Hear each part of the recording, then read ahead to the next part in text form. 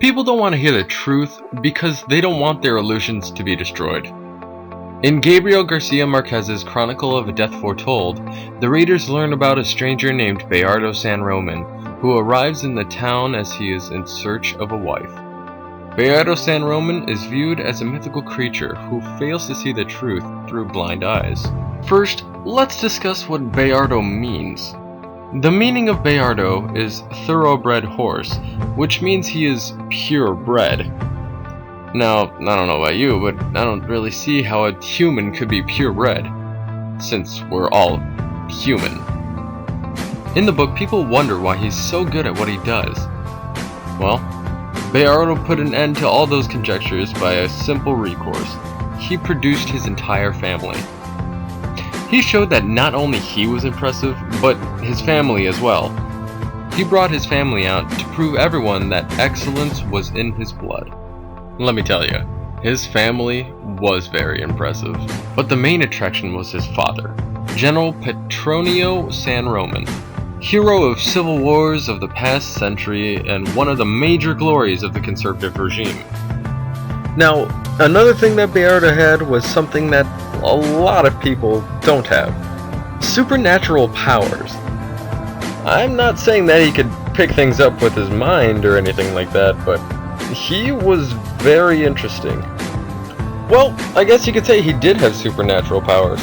I mean, he got the women to look at him all day. Don't believe me? Here's a quote. "He looked like a fairy," she told me.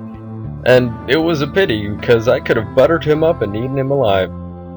Wow, that was really strange for me to say. When Bayardo first came to town, all the women fell for his good looks. Bayardo San Roman not only was capable of doing everything, and doing it quite well, but also had access to endless resources.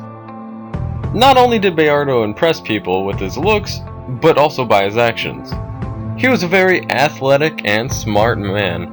And with the plus side, he also had money, so, I mean, any woman would date him. Let me take that back. Not any woman would date him, but, you know, I mean, if you look into his personality and you think he's kind of a dick. Anyway, what I'm trying to say is, you know, he's kind of a ladies' man. Lastly, Bayardo is also blind. He wanted more than anything for Angela to marry him, although it was pretty obvious that Angela did not love him back. At this moment, Bayardo had been friend-zoned. She confessed to me that he'd managed to impress her, but for reasons opposite of love. She said as a friendly remark that it would be impressive to see him win the music box, and he took this as a challenge of love, not knowing that, you know, it was kind of like a friendly challenge. Therefore, he bought every ticket at the raffle, and did eventually win the music box. He gave it to her as a gift, but she didn't accept it. It was Angela who didn't want to marry him. He seemed too much of a man for me. Although he loved her, she did not want to marry him. He didn't care that she didn't love him, but he tried even harder to get her to love him. Eventually they ended up getting married, but that kind of led to somebody dying. But you know, that's aside of the point. After he found out that she wasn't a virgin, the two split up, and Bayardo kind of went into a spiral of depression. He drank a lot, got bald, got fat.